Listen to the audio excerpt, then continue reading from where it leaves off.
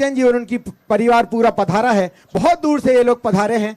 आप उसके बाद जिज्ञासा रखेंगे। चलिए। मेरे गुरुवर जगत पूज तीर्थ चक्रवर्ती निर्यापात मुनि पुंगव श्री सुधा सागर महाराज को कोटिशा नमोस्तु नमोस्तु। छुल्लक जी को इच्छामी इच्छामी इच्छामी। गुरुवर झुकना तो सभी चाहते हैं, गुरुवर झुकना तो सभी चाहते हैं, झुकाने वाला चाहिए।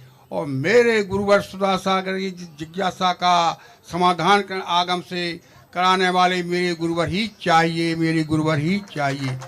गुरुवर नमोस्तु नमोस्तु। गुरुवर हमारी जिज्ञासा है कि पुण्य ही अपराध है, पुण्य ही पाप है, और पुण्य में भी पाप है, और पुण्य से ही वैभव संपत्ति सारी मिलती है। हे गुरुवर एक बात से पुण्य से ही ये सारी बात कैसे हो सकते? हे गुरुवर समाधान करें। नमोस्तु नमोस्तु नमोस्तु। झुकने की जहाँ बात कही, हमने दुनिया में सब कुछ लुटाना सीखा है, लेकिन कभी बिकना नहीं सीखा है। जय हो जय हो। नमोस्तु। हमने उन साधुओं के सामने झुकना सीखा है, लेकिन हिटलरों के सामने हमने कभी झुकना नहीं सीखा। जय हो जय हो। हिटलर के सामने झुकना नहीं है, लेकिन हमने उन फकीरों के चरण छुए हैं जो इस दुनिया के सारे जगत के पूज्य होते हैं। हाँ, जो महान होते हैं उनके चरण धोना छूना जल से ही नहीं है, उन महान आत्माओं के चरण तो हमने आंसुओं से भी धोए हैं। हाँ, चरण होना चाहिए, चरण का जो होते हैं उन चरणों का। और जब हिटलरगिरी आती है तो ये गर्दन मेरू के समान बन जाती है कि मेरू हिल सकता है लेकिन गर्दन झुक नहीं सकती। इसलिए पुण्य क्या? पुण्य ही पाप है, पुण्य ही अपराध है, पुण्य में ही पाप है। और पुण्य से ही सारी संपदा संपत्ति वैभव सारे मिलते हैं। थोड़ा सा ही न लगाकर पुण्य भी पाप है, पुण्य ही भी संसार है। क्योंकि आपकी पूजा में आया ना, धन बुरा हो भला कहिए। धन बुरा भी है और भला भी है। मैंने कहा था ना कि ये धन परिग्रह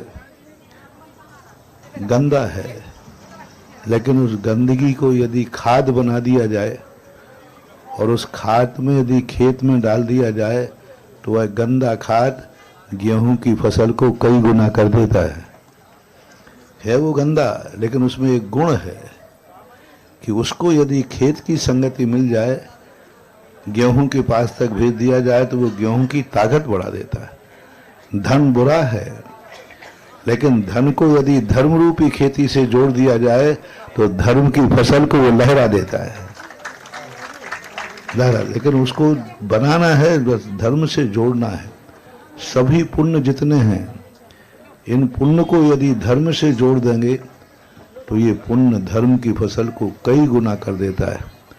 और वही पुण्य यदि पाप की संगति में चला जाता है तो ये पुण्य धर्म की फसल को कई गुना कर देता है। और वही पुण्य यदि पाप की संगति में चला जाता है तो अतीत का किया हुआ धर्म भी नाश को। इन बालों के लिए हमेशा अच्छे कार्य करते समय ढकना चाहिए। दूसरी बात है, सिर ढकना एक सम्मान का प्रतीक होता है, आदर का प्रतीक होता है कि गृहस्थ लोग अपना जो नग्न सिर होता है वह अच्छा नहीं माना जाता है। आज तो मर्यादाएं खत्म हो गई। पहले जितने भी लोग थे बड़ों के राजाओं के सामने जाते थे तो सिर ढक कर के ही जाते थे। तो एक मान मर्यादा का भी है। और सिर का ढका हुआ इतना महत्व होता है कि जो सिर को ढांकने वाली पगड़ी होती है, टोपी होती है, वह व्यक्ति को अपने जीवन से भी ज़्यादा प्यारी होती है। पहले लोगों ने सिर रखें या नहीं रखें, पगड़ी यदि रख दी तो सब कुछ रख दिया, और जिसकी पगड़ी उछाल दी उसका सब कुछ डाल दिया। तो एक सम्मान का प्रतीक होता है कि यह पगड़ी, यह सिर जो है, इसका ढका हुआ वस्त्र भी हमारी इज्जत होता है, हमारी शान होती है। और जब हम सिर ढक के सहित झुकते हैं तो समझ लेना चाहिए हमने भगवान के चरणों में अपनी दिया। भगवान से बड़ी मेरी कोई इज्जत नहीं है। सबसे बड़ी मान कशा है पगड़ी सहित सिर झुकाना, सिर ढका हुआ सिर झुकाना, अपने आप में भगवान की भक्ति को एक विशेष उच्चासन देना।